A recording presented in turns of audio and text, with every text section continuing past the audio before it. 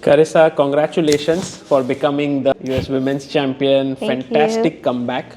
Thank you. After losing the first round and 3 draws, did you think that the title was out of grasp? I think it was a little too early in the tournament to say that, but I definitely felt like I wasn't in my best form. And I knew I needed to sort of turn things around quickly, because like a third of the tournament is already passed. But luckily I did. What did you do differently that you were able to come back so strongly? I think, we were able to have a rest day after the first 4 rounds, so that was really good just to sort of reset my mind.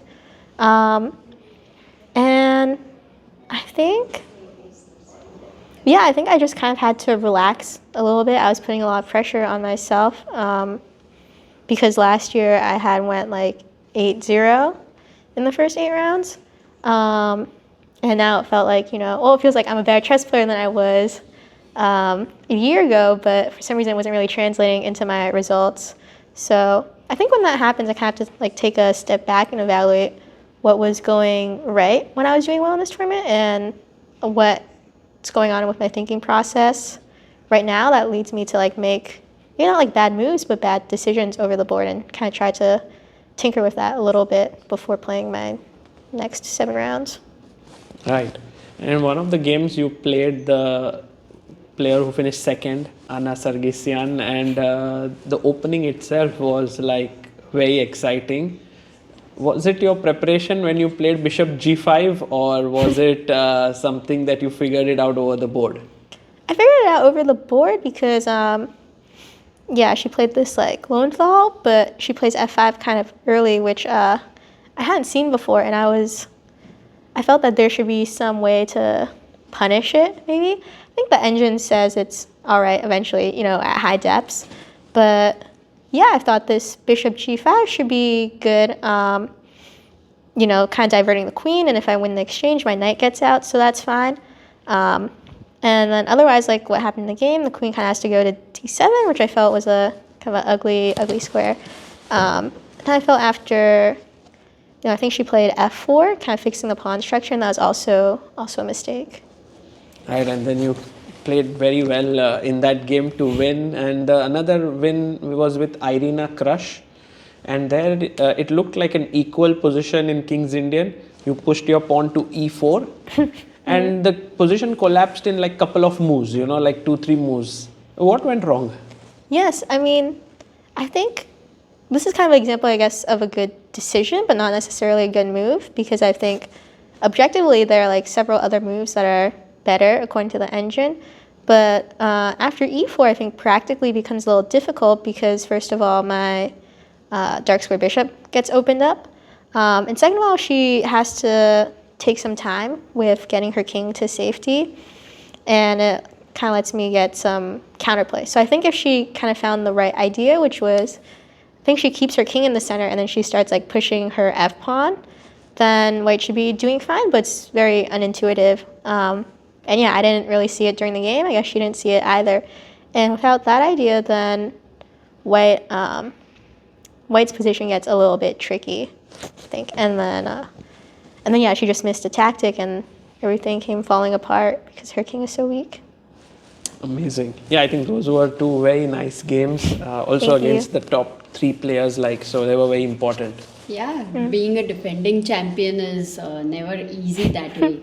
And want to know more about you and how you started chess and how old were you? How was the whole support from your family and trainers? Can you talk about that? Yeah, definitely. I started playing when I was 7. I was playing at like my local elementary school chess club, and I would, I kind of had a knack for the game, and I play my dad every single night. I think for a few months, and then he got tired of it, so he ended up taking me to an actual tournament, and I did pretty well at this tournament. That's kind of how I started playing chess competitively. Which place was this?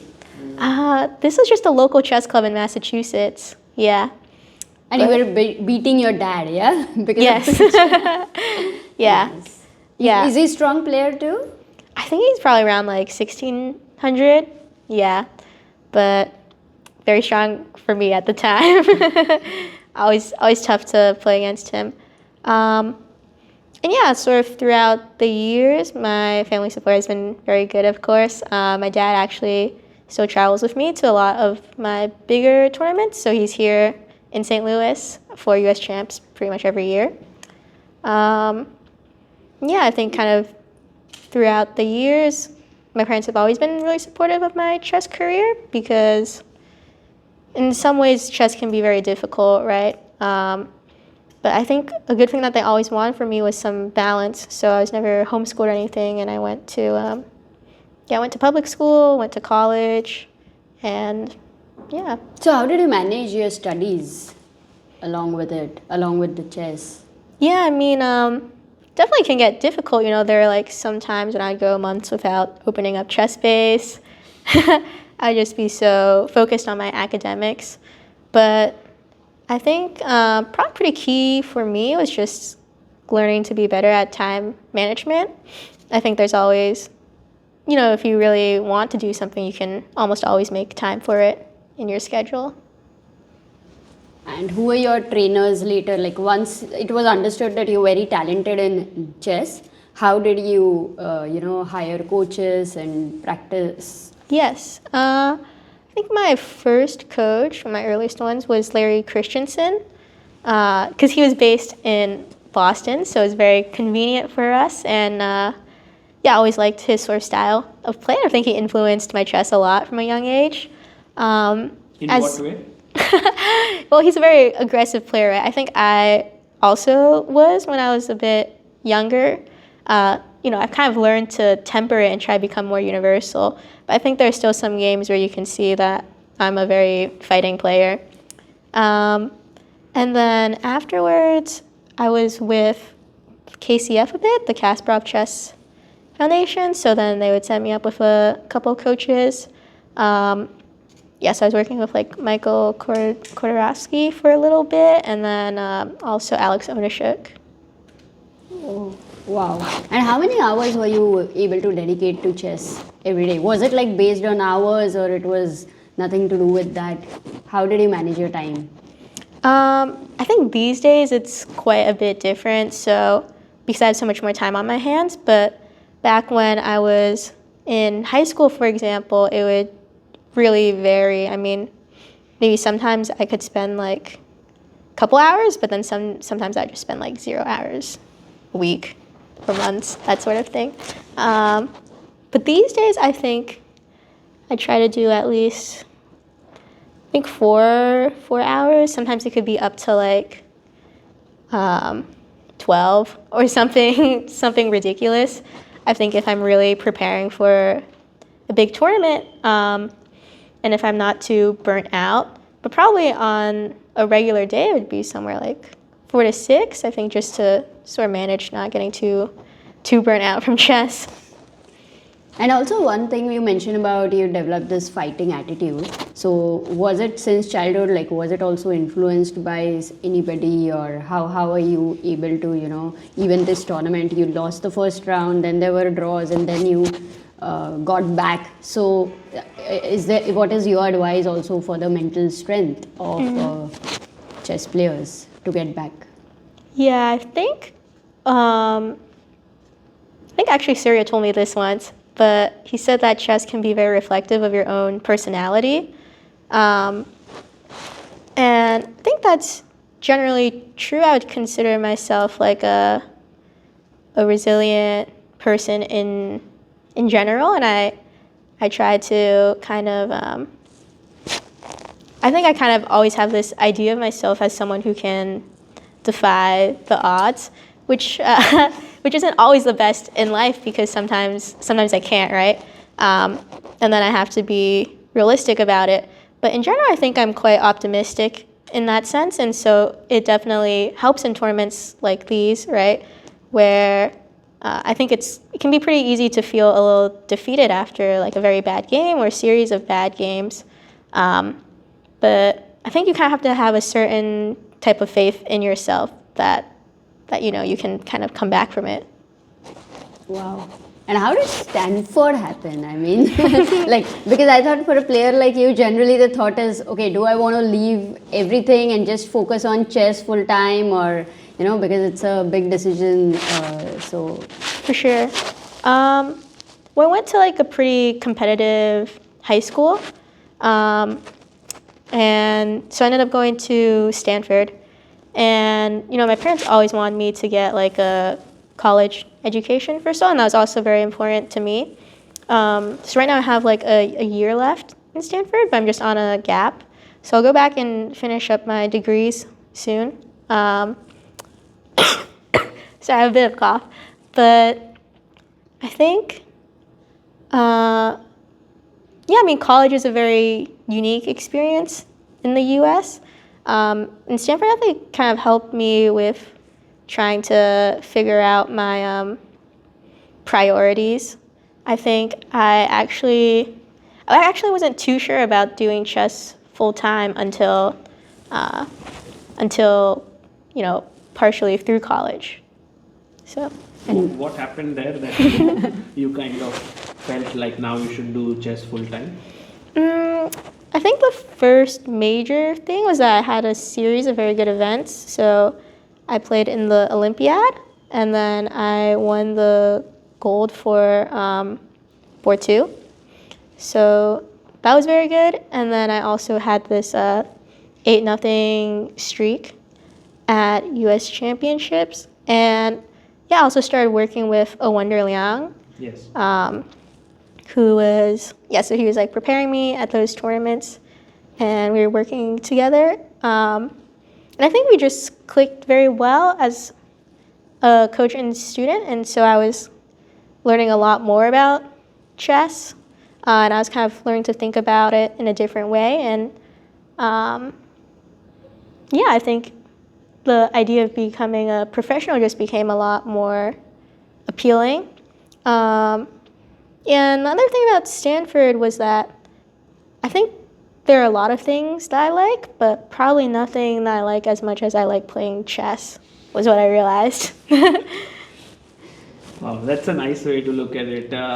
You spoke about Awonder. I met him in Chennai at Yes. the Chennai Grandmasters, and I got to know him better. He has this very wonderful sense of humor, which is Great very pun. different. He would say like, "Oh, I'm so scared of this opponent," and next day he would go and beat that player.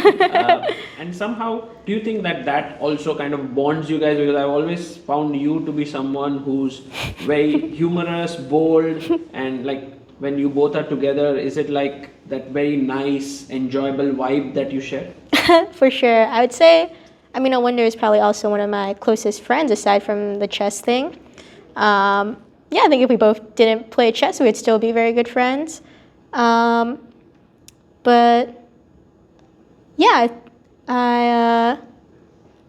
Think about how to phrase this. I think he and I are in very similar positions, and maybe no one else is in this position because we both went to like a very top American university and decided to play chess anyway. Where did he go? He went to the University of Chicago. So I think that brings us a little closer together because we kind of understand the stakes, and what is being given up for chess, which I don't think any other young American chess players are really doing that. I think we also have actually we're both pretty academic people as well. So I think we share a lot of like the same academic and intellectual interests, and it's also very good. What are you studying right now? So I'm studying computer science and comparative literature at Stanford. And then, ideally at some point I'd love to go to grad school for comp lit or philosophy, that sort of thing. Wow. Carissa, you are on the cusp of becoming one of the best players in the world. You'll soon get your GM title. You're strong enough. We also saw that in the India-USA match. Divya was in hot form. One game is not too much to draw from, but still, it was a great game. You were flawless. So at this point, you spoke about your ambitions of academics, but you are so close to becoming like you could very well get into the candidate soon and become the world champion as well. So does that not create this kind of mixed thoughts in yourself with so much talent, maybe in both spheres? No, it's a good question. I think for me, maybe the most precious thing right now is time. Um, and so if I want to make something happen with chess, it's definitely better to do it while I'm younger. Whereas, if I want to get like my PhD in something, I could wait quite a few years before going back to school for that, which is why I'm quite committed to chess right now. I think it would be hard for me to play forever. I mean, like athletes in general kind of have a lifespan on their career, but life is pretty long. So I think it's always good to sort of, I don't know, I don't want to say kind of keep your options open, but I think I'm kind of the person that likes to do what feels right to me in the moment. And right now I think that's chess, and it probably will be chess for at least a few more years until I kind of accomplish my ambitions here. And then after that, I have a lot of other things I also want to do in my life, but there's so much time for that later. What are your ambitions in chess? In chess. Yeah, Sagar, like you said, I love to play in the candidates. I love to compete for the world championship title. I think I'd also like to break, like 26 someday. We'll see how it goes. She has a lot of clarity, and also I'm sure she's going to get into philosophy. The way she is giving this interview, it's amazing at this Thank you. young age. Wow. And do you also focus on physical fitness for chess per se or something? Yeah, I think physical fitness is a big thing because, at the end of tournaments, you could get so tired, that sort of thing. If you're playing a bunch of tournaments in a row, you can feel burnout very easily. So yeah, I generally try to keep my physical shape up, but it could be a little hard, when you're traveling so much, but usually every hotel has a gym, so it's okay. Wow. No, I think it's amazing that the St. Louis Club, how has that supported over here? Like, can you share about it? Yeah, absolutely. So St. Louis started supporting me earlier in the year. Well, to begin with, first, I've grown up playing in their tournaments. They've done so much for chess in the United States. Especially, I think for young talents, it's kind of harder in the US to have federation support as opposed to in other countries. Just because I think the country doesn't really value chess as much. But for example, St. Louis has been very important in, let me give examples. So maybe when I was like around 10-ish, there would be like the US Junior Championships, right? So I was playing the US Junior Girls Championships, and these would be hosted by like basically private organizations or individuals who wanted to help support chess, but it was always very unclear if there's going to be a junior championship next year, and sometimes it might get skipped if no one would no one could be found to sort of sponsor it. And I think maybe 2016, 2017 actually, St. Louis started hosting the junior girls, and it was just so different. We would, in the past, maybe we would play in like some random motel in like Tulsa or something, but the conditions in St. Louis are so great. They treat their players so well, and I think it was also really important to show that they want to support young talent in America, and especially like young girls in chess, which is big. So that's kind of their role in, say, my younger years. And yeah, like I said, recently they started supporting me. So I've moved to St. Louis, and I'm sort of trying to train here while I'm traveling around playing tournaments. And I think chess can be like a big financial burden as well. So that was something that was kind of an issue for my family and I for a bit. But yeah, again, with this St. Louis support, it's been a lot easier. You spoke about chess being not as valued as a sport in the US. Does that bug you a bit? Does that, because you are the best in the country, you will very well go on to achieve much more? I think, I wouldn't say it actually bugs me all that much because, for example, I know like back in, we could go back like a couple of decades and there's just like almost like no big chess tournaments in the country, like no support at all. So, St. Louis has done so much and I'm very thankful for that. And I think it's not really something that I take for granted. So I think it's also I kind of have this thing where I don't really want to worry too much about things that I can't change. So if chess isn't really like say so valued in the United States, there's nothing I can do about that if let's say the US government doesn't really care enough to support their athletes, that sort of thing. But of course chess is becoming very, very popular, has become very popular. And that also kind of has long-standing effects in the community that hopefully kind of opens up more avenues and opportunities for American players. Wow. And recently we saw you at India versus USA. And I saw you were so chirpy and laughing and joking around. So it was a lot of fun. Have you been to India? Are you planning to come to India? Yeah, actually I was in India in 2022 for the Olympiad. So that was a lot of fun. Yeah. I think I'd love to come back. Yeah. Did you enjoy the Indian food? Or yes, was it I love spicy? Indian food. Well, my mom is from Chengdu, a province in China, which is really known for their spicy food. So spice doesn't bother me. Yeah. Maybe she eats more spicy than us. Wow.